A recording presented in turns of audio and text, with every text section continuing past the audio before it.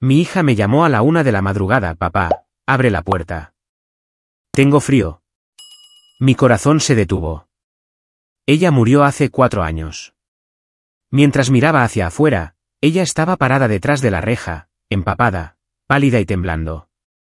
Luego levantó la cabeza y susurró, papá, ayúdame. Pero antes de comenzar, por favor denle me gusta y suscríbanse al canal. Y nos encantaría saber desde qué parte del mundo nos acompañan. Háganoslo saber. Ahora, sumerjámonos en la historia de hoy. Daniel Rosas estaba de pie al borde de su entrada, observando cómo el sol se ocultaba detrás de los silos de granos que marcaban el límite occidental de San Isidro. El aire olía a heno cortado y aceite de motor, una combinación que había definido sus 58 años en este pueblo de Jalisco. Sostenía una llave inglesa en su mano callosa, girándola una y otra vez, con el metal caliente por su agarre. 4 años. 4 años desde que había enterrado a su hija. La llave se resbaló de sus dedos y golpeó la grava con un tintineo sordo. No se agachó para recogerla.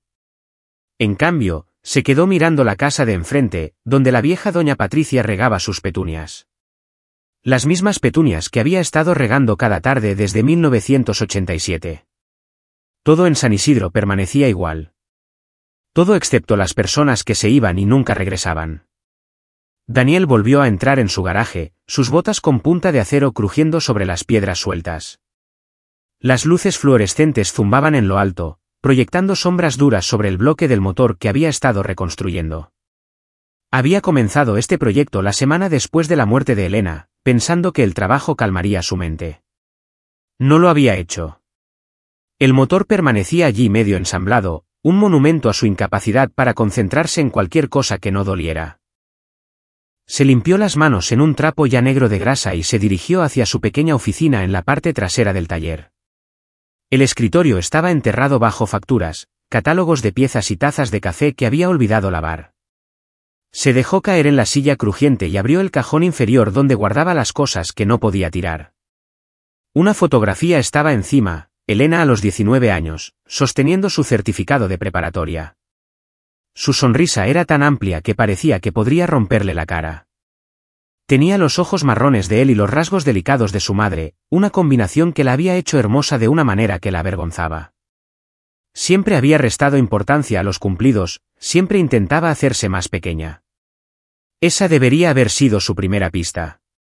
Daniel apartó la foto y tomó la carpeta manila que había debajo. Dentro había recortes de periódico, el informe policial y el certificado de defunción. Los había leído tantas veces que el papel se había ablandado en los pliegues. Caída accidental por las escaleras. Traumatismo por fuerza contundente en la cabeza. Sin signos de juego sucio. Sin signos porque nadie había mirado. Recordaba al detective, un joven llamado Morales, que había pasado tal vez 2 horas en la escena antes de dictaminar que fue un accidente. Morales le había dado unas palmaditas en el hombro a Daniel y dicho algo sobre cómo ocurren accidentes terribles, especialmente en casas viejas con escaleras empinadas. Cerró su cuaderno y se fue, probablemente pensando ya en su siguiente caso, sus planes para la cena, su vida que continuaba mientras la de Daniel se detenía en seco. El teléfono en su escritorio sonó, sacándolo del recuerdo. Lo dejó sonar 4 veces antes de contestar. Taller Mecánico Rosas. Daniel, soy Tomás. Llegaron las piezas que pediste. ¿Quieres que te las deje mañana? Está bien, Tomás. La mañana está bien. ¿Estás bien? No te he visto en la fonda últimamente.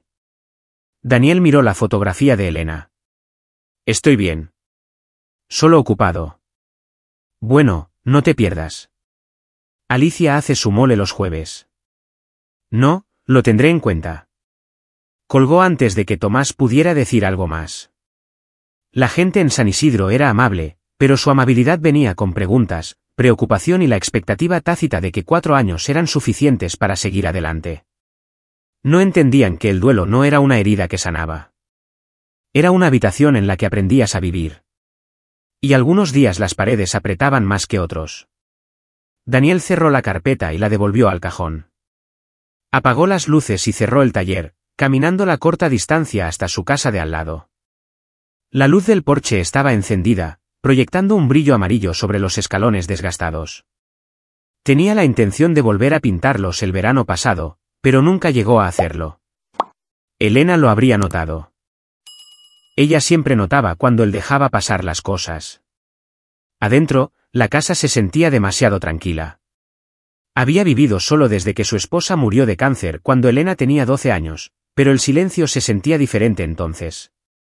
Tenía un propósito, una hija que criar, una razón para mantener el refrigerador lleno y la calefacción encendida. Ahora el silencio solo le recordaba la ausencia. Calentó sopa sobrante y se la comió de pie en la encimera de la cocina, viendo las noticias de la noche con el volumen bajo. El presentador hablaba de un sistema de tormentas moviéndose a través de Nuevo León, retrasos en la construcción de carreteras en la carretera 45 y una recaudación de fondos benéfica en la parroquia. La vida normal avanzando, indiferente al hecho de que su mundo había terminado hace 4 años. Después de lavar su tazón, Daniel subió las escaleras a su dormitorio. Hizo una pausa fuera de la puerta cerrada de la antigua habitación de Elena. No había entrado desde el funeral. No podía. La habitación guardaba demasiadas versiones de ella. Desde la adolescente que había cubierto las paredes con pósters de bandas hasta la joven mujer que había empacado su vida y se había mudado con Carlos Álvarez. Carlos. El nombre todavía hacía que se le tensara la mandíbula. Había conocido a Carlos en la boda de Elena, una pequeña ceremonia en el registro civil que se sintió apresurada, como si tuvieran miedo de que alguien los detuviera. Carlos había sido educado, encantador incluso, con su sonrisa fácil y su firme apretón de manos. Pero Daniel había visto algo debajo, un cálculo en la forma en que Carlos miraba a Elena. La forma en que su mano encontraba la parte baja de su espalda y se quedaba allí, guiándola, controlando sus movimientos. Daniel se había dicho a sí mismo que estaba siendo paranoico, que su instinto de proteger a su hija le estaba haciendo ver amenazas donde no existían. Elena tenía 23 años, una adulta capaz de tomar sus propias decisiones. Le había estrechado la mano a Carlos y le había dado la bienvenida a la familia. Aunque cada célula de su cuerpo le había gritado que llevara a Elena a un lado y le preguntara si estaba segura, realmente segura de este hombre, debería haber escuchado a su instinto. En su propio dormitorio, Daniel se preparó para dormir a través de la rutina mecánica de cepillarse los dientes, poner la alarma y verificar que las puertas estuvieran cerradas. Pero el sueño no llegaba fácilmente. Nunca lo hacía. Se acostaba en la oscuridad, escuchando la casa asentarse, el zumbido del refrigerador y el sonido distante de un perro ladrando a 3 casas de distancia. Su mente volvía a las cosas que había notado e ignorado. La forma en que Elena comenzó a cancelar sus cenas semanales, siempre con una excusa que sonaba razonable. La vez que pasó por su casa sin avisar y Carlos abrió la puerta, con Elena visible detrás de él con los ojos rojos, explicando que tenía un resfriado. El moretón en su muñeca que ella desestimó como torpeza, golpeándose contra una encimera. Él había querido creerle. Dios, él había querido creerle. Daniel rodó sobre su costado y miró el reloj despertador. 11:47 de la noche. Mañana se levantaría a las 5:30, abriría el taller a las 6, trabajaría en el buit de la señora Herrera, pediría piezas para el camión de la granja Meza, tal vez almorzaría en la fonda si se sentía con ganas de fingir que estaba bien. Pero esta noche, como todas las noches, se quedaría allí y reproduciría cada momento que se había perdido, cada señal que había ignorado, cada oportunidad que había tenido para salvarla y no lo hizo. La llave inglesa todavía estaba en la entrada donde la había dejado caer. Por la mañana, la recogería y la pondría de nuevo en su lugar, tal como siempre lo hacía. Pero por ahora, la dejó yacer allí en la oscuridad, pequeña y olvidada, exactamente como él se sentía. La mañana siguiente comenzó como todas las demás. Daniel se despertó antes de su alarma, se duchó con agua que nunca se calentaba lo suficiente y se vistió con la misma rotación de camisas de trabajo y jeans que había usado durante 20 años. Preparó café lo suficientemente fuerte como para quitar pintura y lo bebió negro mientras estaba de pie junto a la ventana, viendo despertar a San Isidro. Los Juárez salieron de su entrada a las 6:15, justo a tiempo. Don Pedro paseó a su terrier frente a la casa de Daniel a las 6:20, el perro deteniéndose a olfatear la misma boca de incendios que había olfateado todos los días durante la última década. Rutina, previsibilidad, el latido de la vida en un pueblo pequeño. Daniel tomó sus llaves y se dirigió al taller. La mañana estaba fresca, el tipo de clima de finales de septiembre que te recordaba que el invierno se acercaba, estuvieras listo o no. Abrió las puertas de la bahía y las levantó, inundando el taller con la pálida luz de la mañana. El motor en el que había estado trabajando estaba exactamente donde lo había dejado. Se quedó mirándolo un largo momento, luego se dio la vuelta y tomó su portapapeles. El Buick de la señora Herrera necesitaba pastillas de freno nuevas. Trabajo simple. Trabajo mecánico. El tipo de trabajo que le permitía pensar o no pensar, dependiendo de lo que pudiera manejar. Acababa de poner un coche en el elevador cuando sonó la campana sobre la puerta del taller. Miró y vio a Jaime Torres entrando con 2 tazas de café. Pensé que podrías necesitar esto, dijo Jaime, dándole una. Daniel la tomó asintiendo. Jaime era dueño de la ferretería calle abajo y había sido amigo desde la escuela secundaria. Cuando jugaban baloncesto, perseguían chicas y creían que el futuro era algo que se podía planear. Escuché que rechazaste la noche de póker otra vez, dijo Jaime, apoyándose en el banco de trabajo. He estado ocupado, dijo Daniel. Has estado ocupado durante 4 años. Daniel tomó un sorbo de café, sin decir nada. Jaime era una de las pocas personas que entendía que a veces el silencio era su propia respuesta. Mira, continuó Jaime, con voz más suave ahora. No te voy a decir cómo llevar tu duelo. Dios sabe que no hay una forma correcta. Pero aislarte, no es saludable, hombre. No estoy aislado. Estoy aquí todos los días. Hablo con los clientes. Voy a la tienda de comestibles. ¿Sabes a lo que me refiero? Daniel no lo sabía. Sabía que se había alejado de todos y de todo lo que solía importar. El club de lectura, la liga de boliche, las cenas dominicales en casa de Jaime con su familia ruidosa y caótica. Todo eso se sentía vacío ahora, como ver la vida a través de una ventana en lugar de vivirla. Aprecio la preocupación, dijo Daniel, dejando su café. Pero estoy bien. Jaime lo estudió por un momento, luego suspiró. Está bien, pero la oferta sigue en pie. Si alguna vez quieres hablar, tomar una cerveza, cualquier cosa, sabes dónde encontrarme. Después de que Jaime se fue, Daniel se lanzó al trabajo. Pastillas de freno, cambio de aceite, rotación de neumáticos. Las horas pasaron en un borrón de metal y grasa y la satisfacción de arreglar cosas que realmente podían ser arregladas. Para el mediodía, había terminado 3 trabajos y comenzado un 4.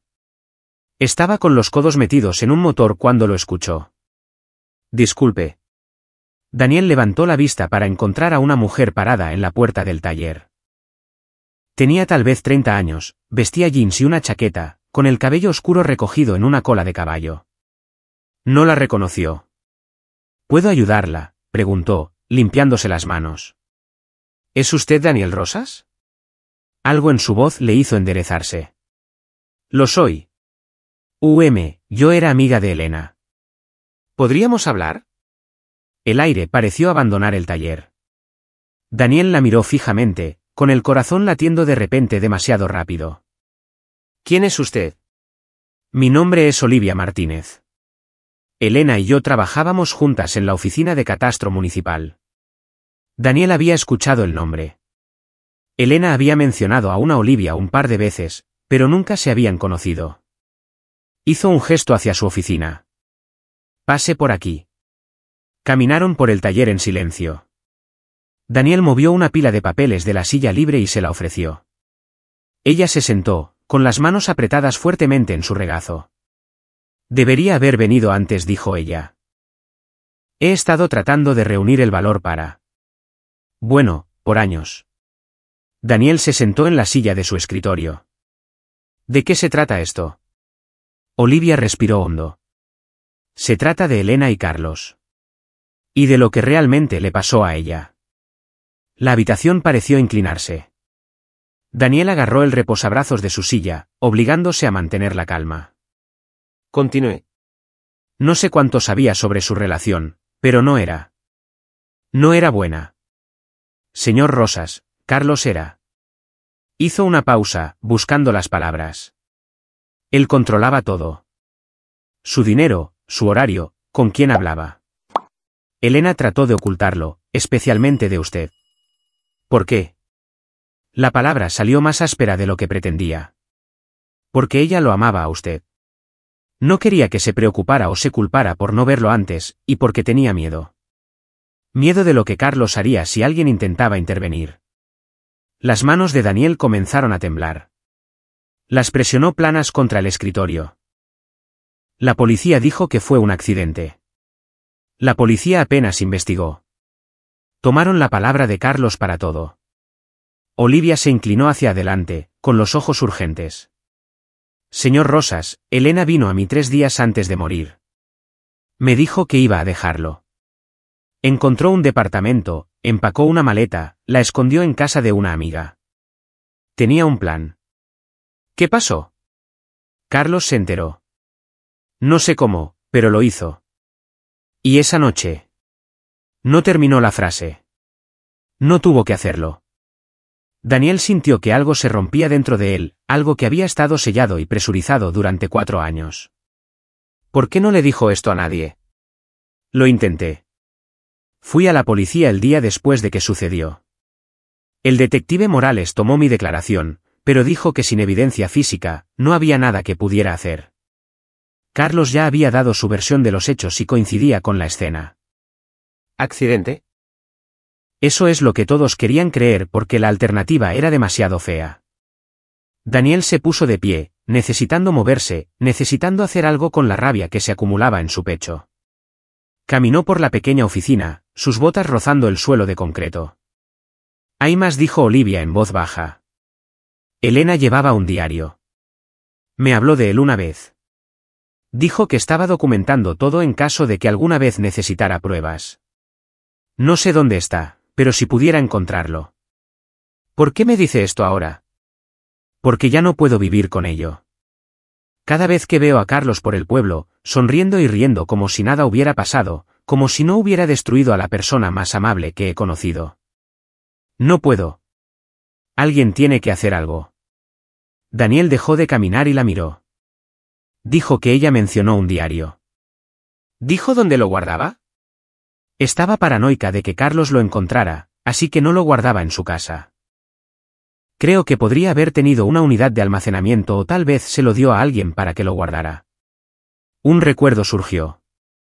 6 meses antes de morir, Elena le había pedido prestada su camioneta por unas horas. Dijo que necesitaba mover algunas cajas.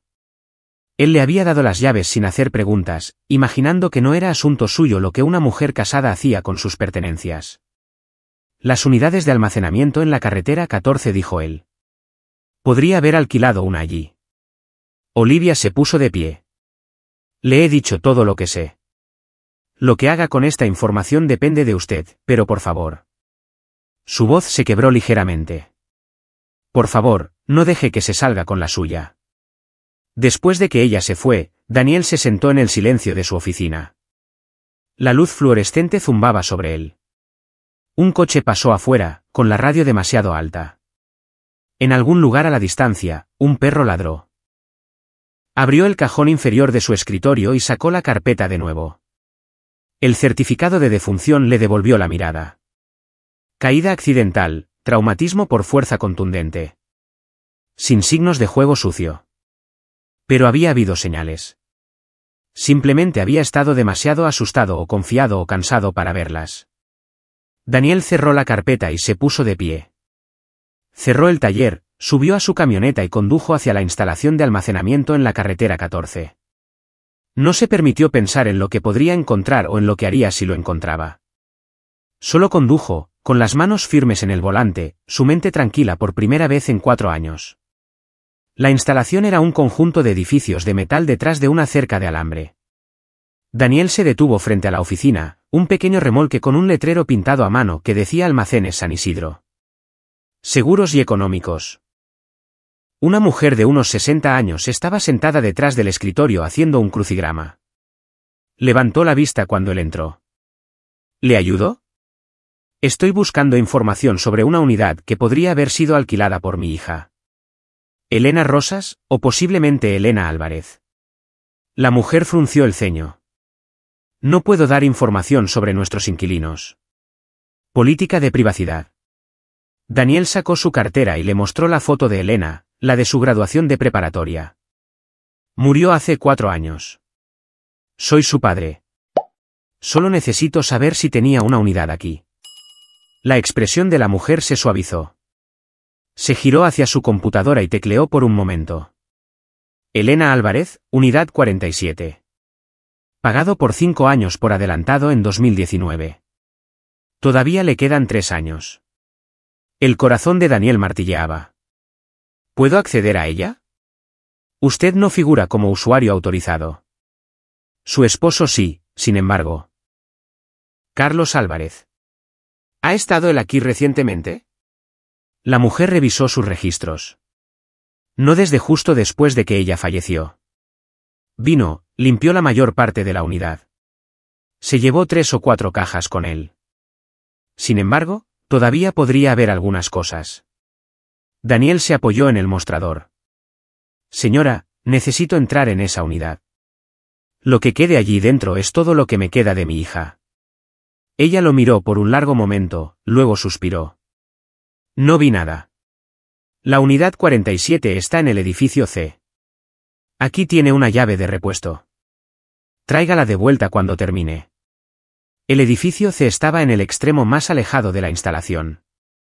Daniel pasó filas de puertas naranjas hasta que encontró la 47. Su mano temblaba ligeramente mientras encajaba la llave en la cerradura. La puerta se enrolló hacia arriba con un chirrido metálico. La unidad estaba casi vacía. Unas pocas cajas de cartón estaban en la esquina cubiertas de polvo. Daniel entró, con el olor a aire viciado y cartón rodeándolo. La primera caja contenía ropa vieja. La segunda contenía libros y álbumes de fotos. La tercera estaba etiquetada con la letra de Elena, Er. Daniel la acercó hacia él y la abrió. Dentro había un cuaderno profesional, del tipo que usan los niños en la escuela. Debajo había una memoria USB, un sobremanila y un paquete de papeles sujetos con una liga. Tomó el cuaderno con manos temblorosas y lo abrió en la primera página. Si estás leyendo esto, algo me ha pasado. Este es mi registro de lo que Carlos ha hecho. Lo escribo porque tengo miedo y porque alguien necesita saber la verdad. La visión de Daniel se nubló. Se sentó en el piso de concreto de la unidad de almacenamiento y comenzó a leer. Las entradas comenzaban 2 meses después de la boda. Pequeñas cosas al principio. Carlos enojándose cuando ella hablaba con compañeros de trabajo masculinos. Él revisando su teléfono. Él cuestionando dónde había estado y a quién había visto. Pero la situación escaló. Las entradas se volvieron más oscuras, más desesperadas. Hoy me empujó. Golpeé la encimera. Se disculpó y lloró. Dijo que estaba estresado por el trabajo. Quiero creerle. Se llevó mis tarjetas de crédito. Dice que él está manejando nuestro dinero ahora. Debería haber visto venir esto. Llamé a papá hoy, pero no pude decirle. ¿Qué le diría? ¿Que me casé con alguien que me está borrando lentamente? Papá se culparía a sí mismo. No puedo hacerle eso. Daniel tuvo que dejar de leer. Presionó la base de sus manos contra sus ojos, tratando de contener la tormenta que se formaba dentro de él. Cuando pudo respirar de nuevo, tomó el sobremanila. Dentro había capturas de pantalla impresas, docenas de ellas mostrando mensajes de texto de Carlos. Amenazas, acusaciones, el tipo de abuso psicológico sistemático que no dejaba cicatrices visibles. El paquete de papeles era peor. Documentos de seguro de vida. Carlos había sacado una póliza sobre Elena por 10 millones de pesos. La firma en el formulario de beneficiario parecía la de Elena, pero cuando Daniel la sostuvo a la luz, pudo ver que había sido calcada, falsificada. En el fondo de la caja había una carta sellada en un sobre con su nombre. Lo abrió con cuidado como si pudiera desintegrarse en sus manos. Papá, si estás leyendo esto, él no me dejará ir. He intentado irme 2 veces ya, y ambas veces me encontró antes de que pudiera llegar lejos. La última vez me dijo que si alguna vez me iba de nuevo, se aseguraría de que me arrepintiera. Le creo. Siento mucho no habértelo dicho antes. Estaba avergonzada.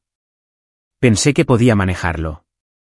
Que podía arreglarlo a él o arreglarnos a nosotros o arreglarme a mí misma. Estaba equivocada. Por favor, no lo perdones. No importa lo que diga, no importa cuán arrepentido parezca, no dejes que te convenza de que fue otra cosa que lo que fue. Es peligroso. Es bueno haciendo que la gente le crea, pero es peligroso. Y por favor, papá, no te culpes. Me criaste para ser fuerte, para ser independiente, para confiar en mi propio juicio. Esto no es tu culpa. Es suya, solo suya. Si encuentras esto, por favor asegúrate de que no pueda lastimar a nadie más de la manera en que me lastimó a mí. Te amo. Siempre lo he hecho, siempre lo haré, Elena. Daniel se sentó en el concreto frío hasta que la luz afuera comenzó a desvanecerse. Volvió a empacar cuidadosamente la caja, llevándose todo con él. Cada pedazo de papel, cada captura de pantalla, cada palabra que su hija había escrito se convirtió en combustible para el fuego que se formaba dentro de él. Condujo de regreso a casa en el anochecer, con la caja en el asiento a su lado. Cuando estacionó en su entrada, se sentó en la camioneta por un momento, mirando su casa. Luego tomó su teléfono y llamó a la fiscalía. Soy Daniel Rosas, dijo cuando alguien contestó. Necesito reportar un asesinato. Esa noche, Daniel no durmió. Se sentó en la mesa de su cocina con el contenido de la caja esparcido ante él, organizando todo en categorías. Evidencia de abuso, evidencia de control financiero, evidencia de amenazas, evidencia de motivo. Para las 3 de la mañana, tenía una línea de tiempo. Para las 4, tenía un caso. El teléfono sonó a la 1. Daniel todavía estaba despierto, sentado en la oscuridad de su sala de estar, con la única luz proveniente de la televisión que había silenciado hace horas. Había renunciado al sueño por completo. Miró la pantalla del teléfono, número desconocido. Por un momento, consideró dejar que fuera al buzón de voz, pero algo lo hizo contestar. Tal vez agotamiento, tal vez intuición, tal vez solo la necesidad de escuchar una voz humana en la quietud de la noche. ¿Bueno? Estática. Luego, a través del ruido blanco, una voz. Papá, ayúdame.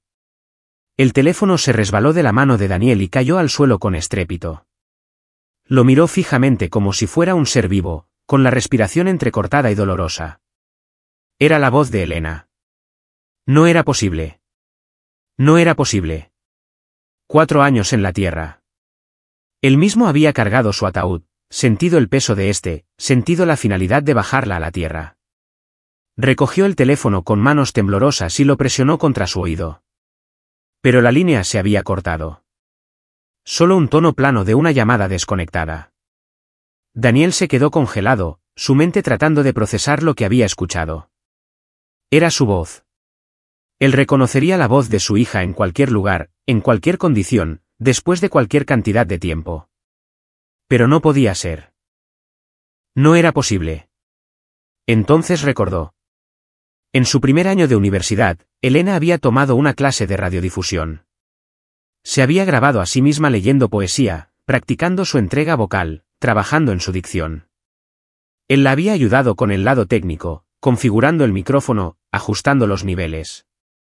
Ella había estado tan orgullosa de esas grabaciones, aunque más tarde decidió que el periodismo no era para ella. Alguien había usado esas grabaciones. Alguien lo había llamado con la voz de su hija muerta. ¿Pero por qué? Daniel se puso de pie, repentinamente muy despierto. Caminó por la sala de estar, su mente corriendo a través de las posibilidades. ¿Una broma? ¿Una estafa? ¿Alguna persona enferma que pensaba que sería divertido torturar a un padre en duelo? ¿O algo más? ¿Un mensaje? ¿Un recordatorio? Pensó en el contenido de la caja actualmente guardada bajo llave en un cajón en la fiscalía. Había entregado todo esa tarde, pasando 3 horas con el reemplazo del detective Morales, una mujer de mirada aguda llamada Vargas, que realmente escuchaba. Ella había tomado notas, hecho preguntas y prometido hacer un seguimiento. Carlos lo sabría para entonces. Las noticias viajaban rápido en San Isidro. Alguien habría visto a Daniel en la fiscalía y lo habría mencionado, probablemente dentro de 1 hora de que él se fuera. La pregunta era si Carlos sabía lo que Daniel había encontrado. El teléfono sonó de nuevo. Daniel lo miró, con la mandíbula tensa. El mismo número desconocido. Contestó. ¿Quién habla? Papá, por favor. Terminó la llamada. Sus manos estaban más firmes ahora, su mente más clara. Esto no se trataba de aterrorizarlo. Se trataba de recordarle lo que había perdido. Tratar de romper su determinación antes de que las cosas fueran más lejos. No iba a funcionar. Daniel abrió su laptop y comenzó a investigar. Pólizas de seguro de vida, leyes de violencia intrafamiliar en Jalisco, prescripción de delitos por fraude, demandas por homicidio culposo. Leyó hasta que salió el sol, absorbiendo información como si su vida dependiera de ello. Porque de alguna manera, así era. Este era el único propósito que le quedaba. A las 7 de la mañana, su teléfono sonó de nuevo. Esta vez, era un número que reconocía. La detective Vargas. Señor Rosas, necesitamos que venga a la estación. Tenemos algunas preguntas sobre los materiales que proporcionó. Estaré allí en 20 minutos. Se duchó, se cambió a ropa limpia y condujo a la fiscalía. La mañana era fresca, el cielo de un azul profundo que prometía un día hermoso. Daniel no se dio cuenta. Su enfoque se había reducido a un solo punto, asegurarse de que Carlos Álvarez pagara por lo que había hecho. La detective Vargas se reunió con él en una pequeña sala de conferencias. Tenía unos 40 y tantos años, con el cabello grisáceo recogido en un moño práctico, vistiendo un blazer sobre una camisa de botones. Parecía cansada pero alerta. Señor Rosas, gracias por venir. He pasado la mayor parte de la noche revisando lo que nos dio, y es convincente. El diario por sí solo proporciona un patrón claro de abuso. Los documentos de seguro falsificados son fraude procesable. Los mensajes de texto muestran intención de controlar y aislar. Hizo una pausa. Pero hay un problema. El estómago de Daniel se hundió. ¿Qué problema? La muerte original fue dictaminada como accidental.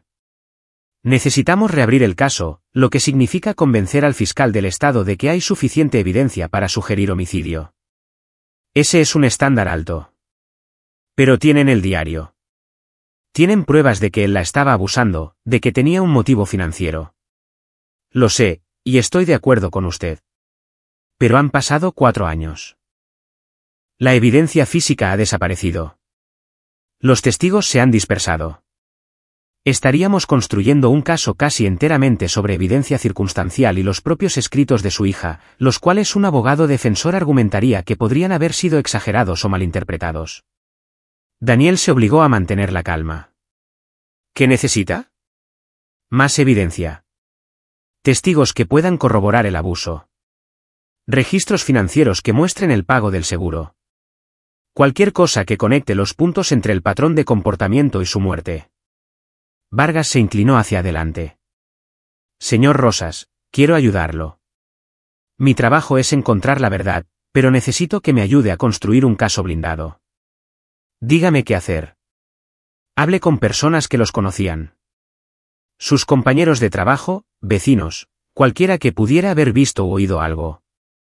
Yo trabajaré en conseguir los registros de seguros e informes médicos. Compararemos notas y veremos qué tenemos. Daniel se puso de pie. ¿Cuándo? Deme 3 días. Mientras tanto, tenga cuidado. Si Carlos cree que está construyendo un caso en su contra, podría hacer algo impredecible. Que lo intente. Vargas lo estudió. Señor Rosas, entiendo que esté enojado, pero no haga nada que comprometa esta investigación o se ponga en riesgo. Prométamelo. Daniel no prometió. Simplemente asintió y se fue. Durante los siguientes 3 días, Daniel se convirtió en un hombre diferente. El duelo que lo había paralizado durante 4 años se transformó en enfoque. Hizo una lista de todos los que habían conocido a Elena y Carlos, luego comenzó a trabajar en ella sistemáticamente. La primera persona que visitó fue su antiguo rentero, un hombre llamado Beto Hernández, que poseía varias propiedades de alquiler en el pueblo. Daniel lo encontró en una de sus casas arreglando un grifo que goteaba. Daniel, qué bueno verte, dijo Beto, limpiándose las manos en un trapo. ¿Qué te trae por aquí? Quiero preguntarte sobre Elena y Carlos. Te rentaron por un año, ¿verdad? La expresión de Beto cambió. Lo hicieron. ¿Qué? Estoy tratando de entender cómo era realmente su relación. El rentero se quedó callado por un momento, luego hizo un gesto para que Daniel lo siguiera afuera. Se pararon en el patio trasero, fuera del alcance del oído de cualquiera. Me caía bien tu hija, dijo Beto con cuidado. Era respetuosa, pagaba la renta a tiempo, cuidaba el lugar. Carlos. Sacudió la cabeza. Hubo quejas de los vecinos. Gritos, cosas rompiéndose. Fui allí 2 veces para hablar con ellos al respecto. ¿Qué pasó? Carlos respondió ambas veces. Muy apenado, muy suave. Dijo que habían tenido algunas discusiones, pero nada serio. Elena estaba al fondo ambas veces. Ni siquiera me miraba. Beto hizo una pausa. La segunda vez que estuve allí, noté un agujero en la pared. ¿Reciente? Y Elena tenía moretones en los brazos. ¿Lo reportaste? ¿Reportar qué? Ella no dijo que algo estuviera mal. Carlos tenía explicaciones para todo. No podía probar nada, así que yo. Se apagó, luciendo culpable. Debería haber hecho más. ¿Sabías que ella estaba tratando de mudarse? Los ojos de Beto se abrieron. Ella solicitó una de mis otras unidades. 3 días antes de morir. Dijo que necesitaba un lugar rápido, dispuesta a pagar extra por una mudanza anticipada. Le dije que tenía algo disponible la semana siguiente. El pecho de Daniel se apretó. ¿Sabía Carlos sobre esto? No lo sé. Pero el día después de que ella murió, él entró en mi oficina, canceló su contrato, tomó su depósito de garantía, actuó como si nada hubiera pasado. Me preguntó si Elena había estado en contacto sobre algo. Dije que no. Beto miró hacia abajo. Me he arrepentido de esa mentira, pero algo sobre la forma en que preguntó. Me asustó. Daniel le agradeció y pasó al siguiente nombre en su lista. Una excompañera de trabajo llamada Ruth recordaba a Elena llegando al trabajo con lesiones que no podía explicar. Un vecino recordaba haber escuchado gritos desde su casa tarde en la noche. El dueño de la farmacia local mencionó que Elena compraba cantidades crecientes de analgésicos en los meses antes de morir. Cada conversación añadía otra pieza a la imagen. Solas, eran preocupantes. Juntas, pintaban un retrato de abuso sistemático. Al tercer día, Daniel fue a ver al antiguo empleador de Carlos. El hombre había sido despedido de su trabajo en una planta de manufactura 6 meses antes de que Elena muriera, oficialmente por problemas de desempeño. Pero la supervisora que había hecho el despido, una mujer llamada Juana, contó una historia diferente. El desempeño no tuvo nada que ver, dijo Juana. Estaban sentados en su auto en el estacionamiento de una tienda de autoservicio hablando en voz baja. Carlos había estado acosando a una empleada. Ella presentó una queja. Recursos Humanos investigó. Tuvimos que dejarlo ir. ¿Por qué no estaba esto en su expediente? Lo estaba. Pero estas cosas no son de registro público. Y cuando la policía investigó la muerte de Elena, nunca preguntaron sobre su historial laboral. Juana se reclinó en su asiento. He pensado mucho en esto a lo largo de los años. Sobre si debería haber dicho algo, pero dicho qué. ¿Que fue despedido por acoso? Eso no prueba que mató a su esposa. Prueba un patrón de comportamiento, de controlar a las mujeres, de volverse violento cuando no se sale con la suya. Juana asintió lentamente. Testificaré sobre eso si ayuda. Esa noche, Daniel se reunió de nuevo con la detective Vargas. Presentó todo lo que había encontrado junto con declaraciones firmadas de 3 testigos dispuestos a testificar. Vargas extendió los documentos sobre su escritorio, con una expresión ilegible. Este es un buen trabajo, dijo finalmente. Combinado con lo que encontré, podríamos tener suficiente. ¿Qué encontró? El pago del seguro. 10 millones de pesos. Carlos lo recibió 4 meses después de que Elena muriera. Desde entonces, ha comprado una camioneta nueva, renovado su casa y tomado 2 vacaciones costosas, todo mientras afirmaba estar devastado por su pérdida. ¿Y los registros médicos? Elena había estado en urgencias 3 veces en un año antes de su muerte, 2 veces por lesiones que atribuyó a caídas, una vez por una conmoción cerebral. El médico tratante anotó en su expediente que las lesiones eran consistentes con violencia doméstica, pero Elena lo negó cuando se le preguntó directamente. Las manos de Daniel se cerraron en puños. Entonces, tenemos motivo, tenemos patrón de abuso, tenemos testigos. ¿Qué sigue? Presento esto a la fiscal mañana por la mañana. Si ella está de acuerdo en que hay suficiente para un caso, reabriremos la investigación oficialmente. Eso significa traer a Carlos para interrogarlo, ejecutar órdenes de cateo, todo el proceso. ¿Cuánto tiempo? ¿Semanas? Tal vez meses. Estas cosas llevan tiempo. Señor Rosas, él ha estado libre durante 4 años. Puedo esperar unos meses más siempre y cuando signifique que él pague. Vargas lo miró con cuidado. Entiende que esto no la traerá de vuelta. Lo sé, pero la honrará. Y eso es todo lo que me queda. Daniel salió de la fiscalía mientras el sol se ponía. Condujo a casa lentamente, tomando la ruta larga que pasaba por el cementerio donde Elena estaba enterrada. Detuvo la camioneta y se sentó mirando las filas de lápidas, encontrándola de ella en la luz que se desvanecía. No la había visitado desde el funeral. No podía. La finalidad de ello había sido demasiado. Pero ahora, con un propósito impulsándolo hacia adelante, se sentía lo suficientemente fuerte. Daniel salió de la camioneta y caminó por el césped hasta su tumba. La lápida era simple. Elena María Rosas Álvarez 1995 a 2020. Amada hija. Debería haber insistido en que quitaran el Álvarez. Debería haber luchado más duro para que fuera enterrada con su propio nombre, no con el nombre del hombre que la mató. Te escuché, dijo Daniel en voz baja. Ese mensaje de voz que dejaste. Lo perdí la primera vez, y me he arrepentido de eso todos los días desde entonces. Pero lo escuché ahora, y estoy escuchando. Una brisa se movió a través del cementerio, haciendo crujir las hojas de los robles que bordeaban la cerca. Sé lo que hizo. Tengo pruebas ahora, y me voy a asegurar de que todos los demás también lo sepan. Me voy a asegurar de que no pueda lastimar a nadie más. La voz de Daniel se endureció. No lo perdonaré, mija. Nunca lo perdonaré. Se quedó allí hasta que la última luz se desvaneció del cielo, haciendo una promesa a una hija que ya no podía escucharlo, pero cuyas palabras aún resonaban en su mente.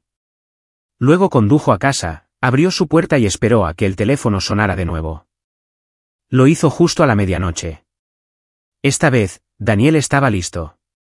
Había configurado una aplicación de grabación, conectado un software que podía rastrear llamadas. Cuando apareció el número desconocido, contestó de inmediato. Papá, ayúdame. Soy Daniel Rosas.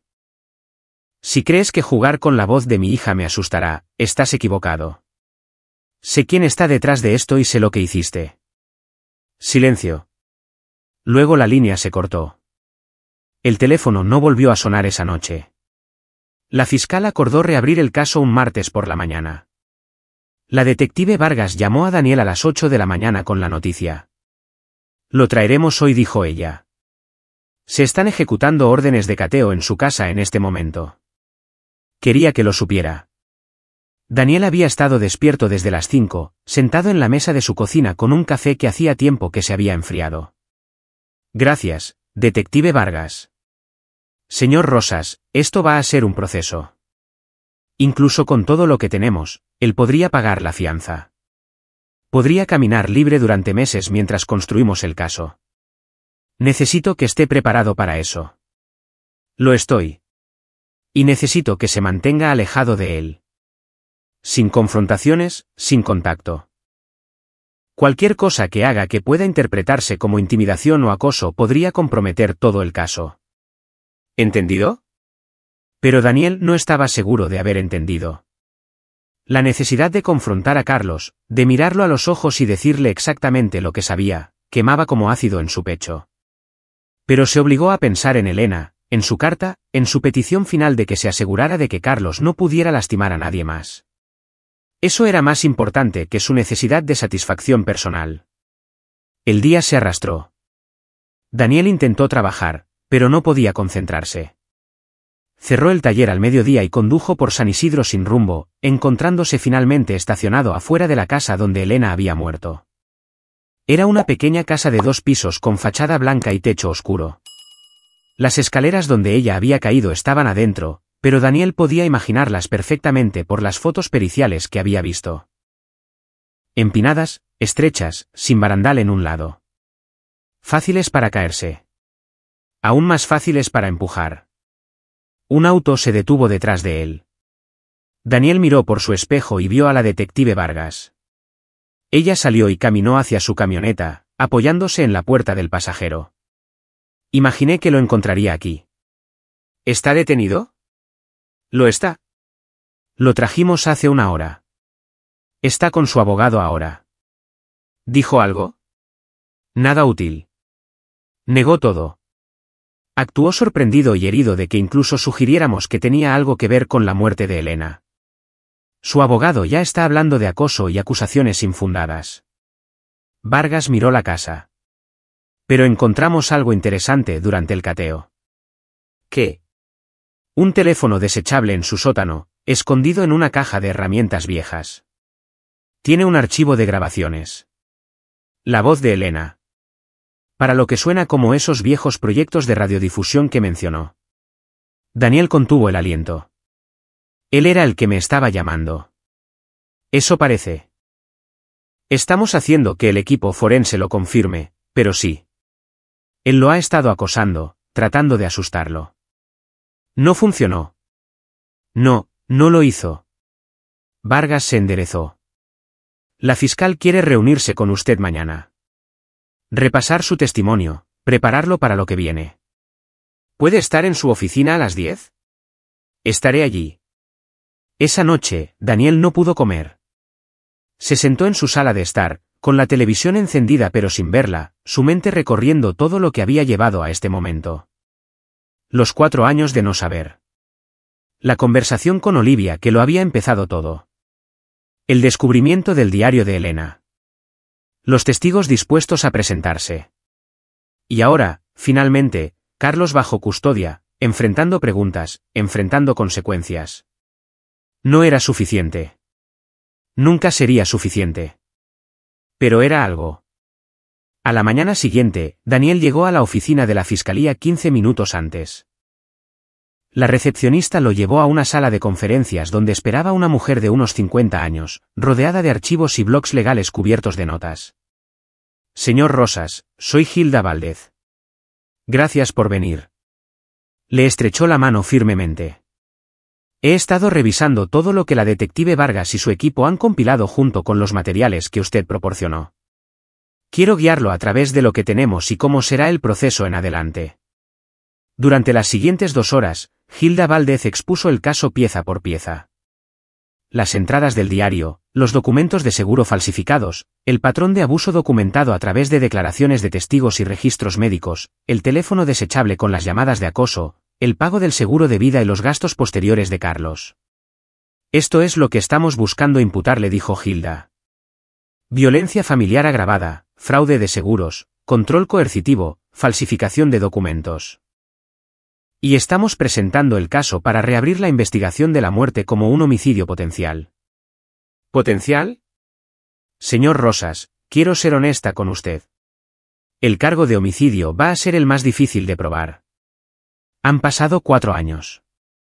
La evidencia física de la escena ha desaparecido. No tenemos un testigo ocular. Lo que tenemos es evidencia circunstancial que, tomada en conjunto, pinta una imagen muy convincente. Pero un abogado defensor va a argumentar que no se puede probar que ella no cayó accidentalmente, sin importar cuán fuerte sea el motivo y el patrón de abuso. La mandíbula de Daniel se tensó. Así que podría salir libre del asesinato. Los otros cargos son sólidos. El fraude de seguros por sí solo podría darle de 7 a 10 años. Agregue los cargos de violencia familiar, el control coercitivo, el acoso. Estamos viendo una sentencia significativa incluso sin el cargo de homicidio. Pero no asesinato. Hilda se inclinó hacia adelante. Señor Rosas, voy a luchar por cada cargo que pueda hacer valer. Pero necesito que entienda que la justicia no siempre se ve como queremos. A veces tenemos que aceptar la victoria que podemos obtener en lugar de la victoria que queremos. Daniel se puso de pie y caminó hacia la ventana. Abajo, San Isidro se extendía en su tranquila cotidianidad, la gente siguiendo con sus vidas sin saber que en esta oficina se estaban tomando decisiones sobre la libertad de un hombre y el legado de una hija. ¿Cuándo va esto a juicio?, preguntó. Si no acepta un acuerdo de culpabilidad, probablemente de 6 a 8 meses. Tendremos audiencias preliminares primero, donde el juez de control decidirá si hay suficiente evidencia para proceder, luego el juicio oral. Y mientras tanto, probablemente pagará la fianza. El juez establecerá medidas cautelares, probablemente incluyendo no tener contacto con usted y monitoreo vía brazalete electrónico, pero sí, estará libre. Daniel se giró desde la ventana. Quiero estar allí para todo. Cada audiencia, cada procedimiento, el juicio, todo. Ese es su derecho. Y honestamente, tenerlo allí envía un mensaje poderoso al juez sobre quién fue la verdadera víctima en todo esto. Hilda se puso de pie también. Señor Rosas, sé que esto es difícil. Sé que no es la justicia rápida que espera, pero le prometo que lo haremos responsable. Daniel salió de la oficina y condujo a la tienda de autoservicio. Necesitaba leche, pan, café, cosas normales. Caminaba por el pasillo de los cereales cuando lo vio. Carlos Álvarez parado junto a la sección de refrigerados con una canasta de compras, mirando etiquetas de jugo de naranja como si tuviera algún derecho a pensar en elecciones triviales. Daniel se congeló. Cada instinto le decía que diera la vuelta, que se fuera, que evitara la confrontación contra la que la detective Vargas le había advertido, pero sus pies no se movían. 4 años de duelo y rabia lo anclaron al lugar. Carlos levantó la vista y lo vio. Por un momento, ninguno de los dos hombres se movió. Luego, la boca de Carlos se curvó en algo que no era del todo una sonrisa. Caminó lentamente, con su canasta balanceándose casualmente a su lado. Cuando estaba a 3 metros de distancia, se detuvo. ¿Daniel? El sonido de su nombre en esa voz hizo que las manos de Daniel se cerraran en puños, pero las mantuvo a sus costados, mantuvo su respiración constante. Escuché sobre la investigación, dijo Carlos. Su voz era suave, casi comprensiva. Sé que estás dolido. Sé que necesitas a alguien a quien culpar, pero ir tras de mí así. No la va a traer de vuelta. Daniel lo miró fijamente, a las botas nuevas, el reloj caro, el corte de pelo que costaba más de lo que la mayoría de la gente en San Isidro ganaba en un día. Todo pagado con dinero de sangre. Sé lo que hiciste, dijo Daniel en voz baja. No hice nada. Elena se cayó. Fue un accidente horrible. Yo la amaba. Amabas controlarla. Amabas aislarla. Amabas hacerla sentir miedo. La expresión de Carlos se endureció. Ten cuidado con lo que dices. La difamación es un cargo serio. También lo es el asesinato. Se quedaron allí, 2 hombres en el pasillo de una tienda, las luces fluorescentes zumbando en lo alto, una canción pop sonando metálicamente a través de los altavoces. A su alrededor, la gente compraba ajena. Te vas a arrepentir de esto, dijo Carlos, con voz baja. ¿Crees que me vas a arruinar? Te enterraré. Probaré que solo eres un viejo amargado que no puede aceptar que la muerte de su hija fue un trágico accidente. Y cuando termine, todos en este pueblo lo sabrán. Daniel dio un paso adelante. Carlos se estremeció solo un poco, y Daniel lo vio. El miedo debajo de la bravuconería. El conocimiento de que las paredes se estaban cerrando. Tengo su diario, dijo Daniel. Cada palabra que escribió sobre lo que le hiciste. Tengo los documentos de seguro falsificados. Tengo testigos. Tengo evidencia. Y lo más importante, tengo su carta final donde me dijo que no te perdonara. Así que no lo haré. La cara de Carlos se puso pálida. Abrió la boca para responder, pero una mujer entró en el pasillo detrás de ellos, empujando un carrito con un niño pequeño en el asiento. El momento se rompió. Carlos se dio la vuelta y se alejó rápidamente, abandonando su canasta. Daniel lo vio irse, luego completó sus compras con manos que temblaban solo un poco.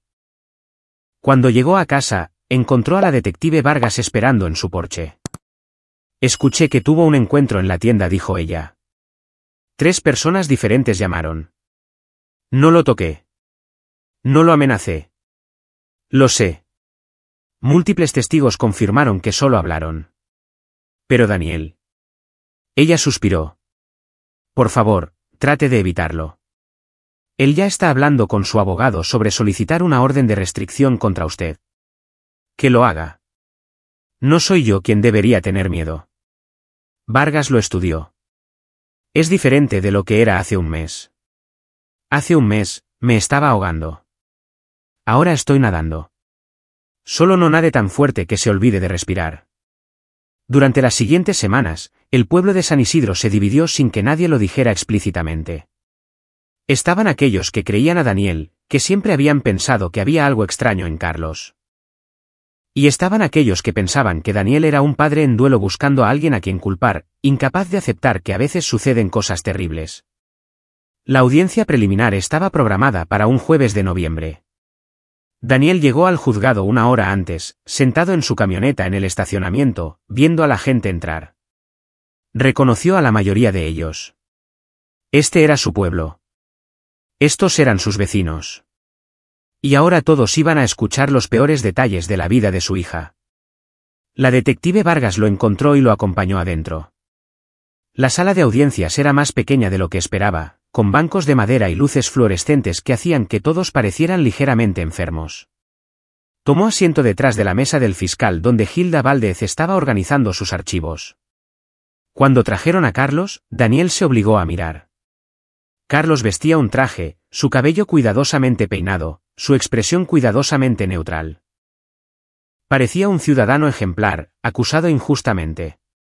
El tipo de hombre que los jueces querían creer. Pero Daniel sabía mejor ahora.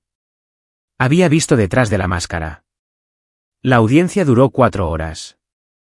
Hilda Valdez presentó la evidencia sistemáticamente, construyendo su caso pieza por pieza. La jueza, una mujer severa de unos 60 años, escuchó atentamente, ocasionalmente haciendo preguntas. El abogado de Carlos, un hombre hábil de Guadalajara, trató de encontrar agujeros en todo. Llamó al diario un rumor poco confiable. Afirmó que las firmas falsificadas eran imposibles de verificar después de 4 años. Sugirió que las lesiones de Elena podrían haber sido por cualquier número de causas. Pero no pudo explicar el teléfono desechable. No pudo explicar la póliza de seguro de vida que Carlos había sacado sin el conocimiento de Daniel. No pudo explicar el patrón de comportamiento documentado por múltiples testigos. Al final de la audiencia, la jueza se tomó 15 minutos para deliberar. Cuando regresó, su expresión era sombría. Encuentro evidencia suficiente para proceder a juicio oral por todos los cargos excepto homicidio. La investigación de la muerte permanecerá abierta, pero sin evidencia física adicional, no puedo en buena conciencia vincular a proceso al señor Álvarez por asesinato en este momento. Miró directamente a Carlos. Sin embargo, la evidencia de abuso sistemático, fraude financiero y acoso es abrumadora. El juicio está programado para el 15 de abril. La fianza se fija en 4 millones de pesos con la condición de que el señor Álvarez use un localizador electrónico y no tenga contacto con Daniel Rosas o cualquier testigo en este caso.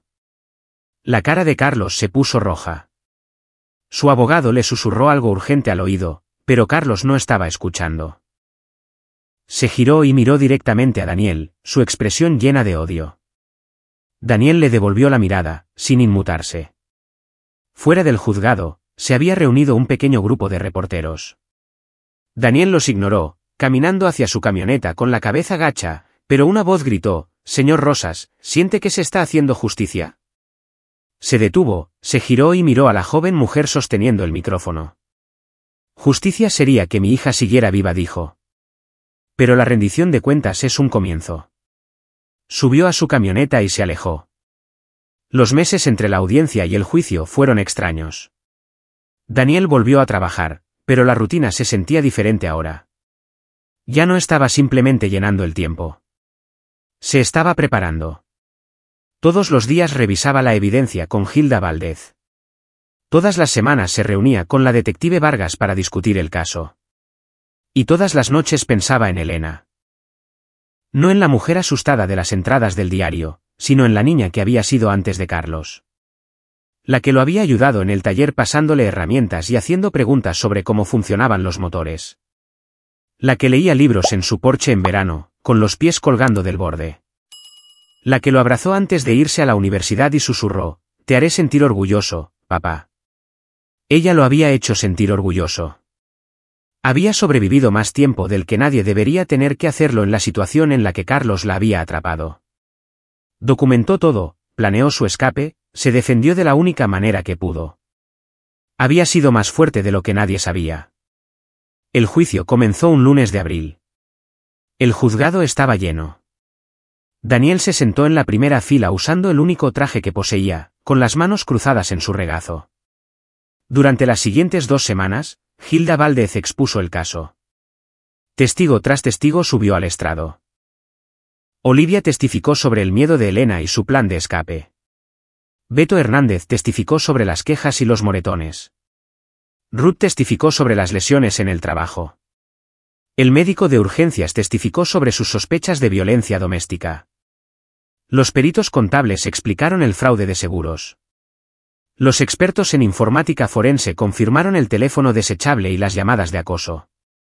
Un psicólogo especializado en violencia familiar explicó los patrones de control coercitivo.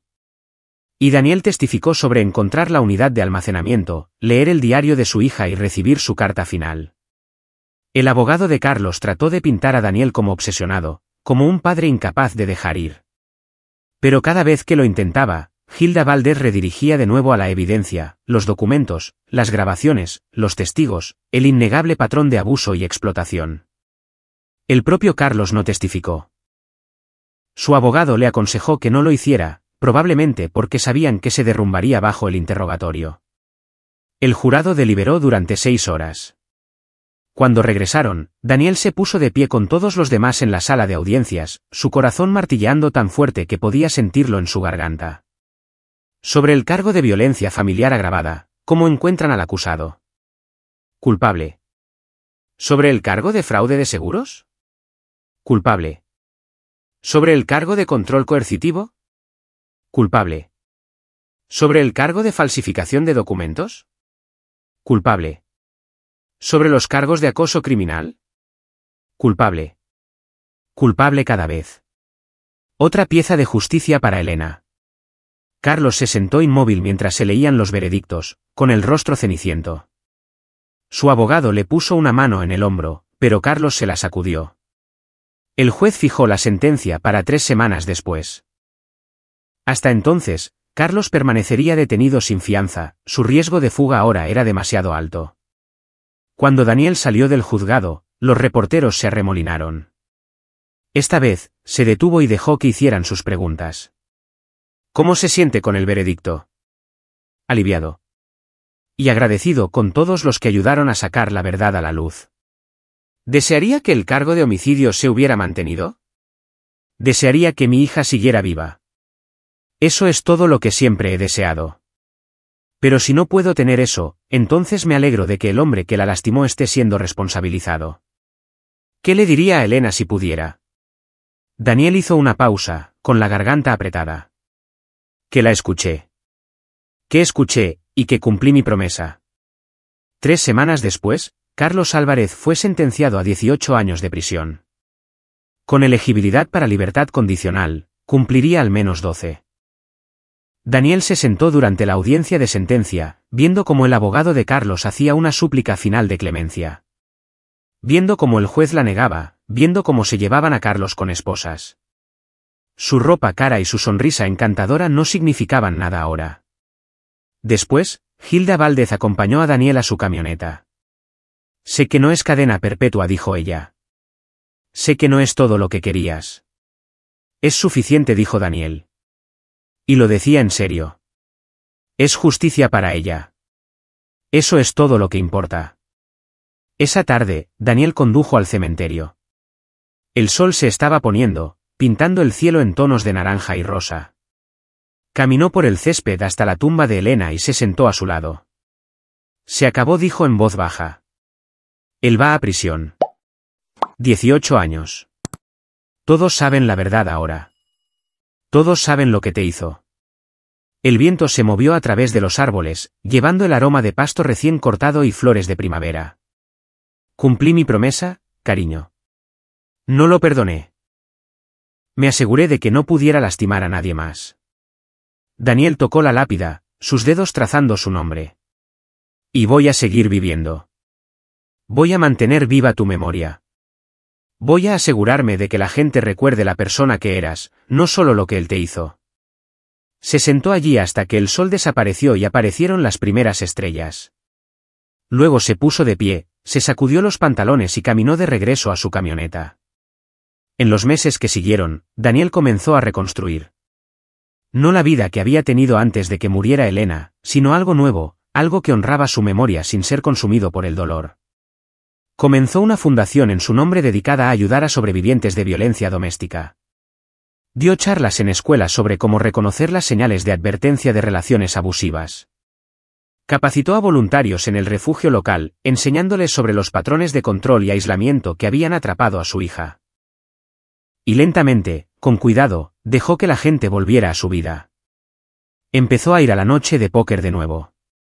Aceptó invitaciones a cenar. Incluso se reía a veces, aunque se sentía extraño al principio, como una habilidad que había olvidado y tenía que volver a aprender. Una tarde, Jaime pasó por el taller justo cuando Daniel estaba cerrando. «Te ves mejor», dijo Jaime, dándole una cerveza del paquete de 6 que trajo. «Me siento mejor. La mayoría de los días».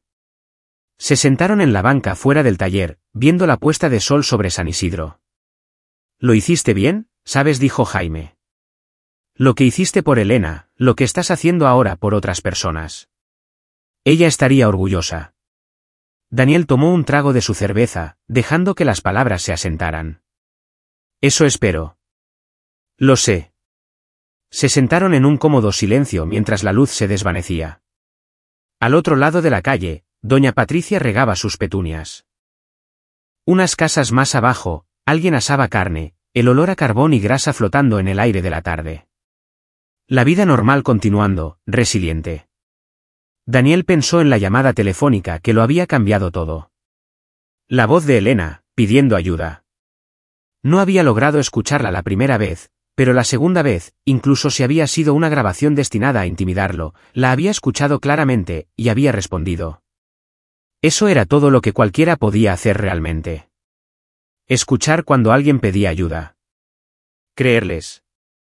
Actuar en su nombre. Cumplir promesas incluso cuando era difícil. Especialmente cuando era difícil. ¿Estás listo para la próxima semana?, preguntó Jaime. ¿Qué hay la próxima semana? El evento de concientización sobre violencia doméstica en el centro comunitario. ¿Vas a hablar, recuerdas? Daniel lo había olvidado. Sacó su teléfono e hizo una nota. Estaré listo. Bien. Porque por lo que escucho, estás haciendo una diferencia real. La gente está prestando atención. Están aprendiendo a detectar las señales, a hacer preguntas, a creer a las víctimas cuando se presentan. Ese es el objetivo. Jaime se puso de pie para irse. Eres un buen hombre, Daniel Rosas. No olvides eso. Después de que Jaime se fue, Daniel cerró el taller y caminó a casa. Adentro, la casa no se sentía tan vacía ya. Había colgado fotos de Elena en las paredes, no escondidas, sino mostradas con orgullo. Elena a los 5 años, sin sus dientes frontales. Elena a los 10, sosteniendo un pez que había atrapado en su viaje de campamento. Elena en la graduación, su sonrisa brillante de esperanza. Preparó la cena, vio las noticias y se preparó para dormir. Antes de apagar la luz, miró el teléfono en su mesita de noche. No más llamadas de números desconocidos, no más voces desde más allá de la tumba. Solo silencio. Del tipo pacífico,